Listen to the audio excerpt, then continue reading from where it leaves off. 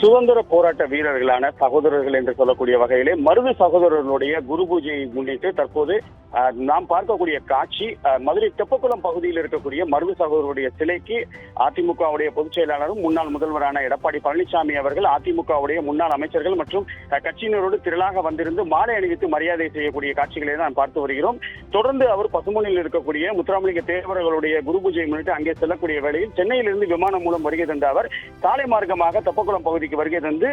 மாலை அணிவித்து மரியாதை செய்தார். இபிஎஸ் அவர்களுடைய வருகையை முன்னிட்டு ஏராளமான அதிமுகவினர் அவருக்கு உற்சாக வரவேற்பு வழங்கினார்கள். குறிப்பாக மருது சகோதரர்கள் போன்றே வேடம் தரித்த கலைஞர்கள், குதிரையில் வீர வாள் ஏந்தி வருவது போன்றும் மரக்கால் ஆட்ட கலைஞர்கள், மயிலாட்ட கலைஞர்கள் என தாரை தப்பட்டைகள் மூலங்க அதிமுகவினர் அவருக்கு உற்சாக வரவேற்பு வழங்கிய நிலையிலே பொருளாளர் குமார் அவர்களுடைய தலைமையில் பார்த்தோமேயானால் ஏராளமான அதிமுகவினர் மற்றும் முன்னாள் அமைச்சரான செல்லூர் ராஜு, ஆர்பி உதயகுமார் உள்ளிட்டோர் தலைமையிலான ஏராளமான அதிமுகவினர் வருகை தந்த நிலையிலே உற்சாகமாக அவர் மாலை அணிவித்து மரியாதை செய்ததை தொடர்ந்து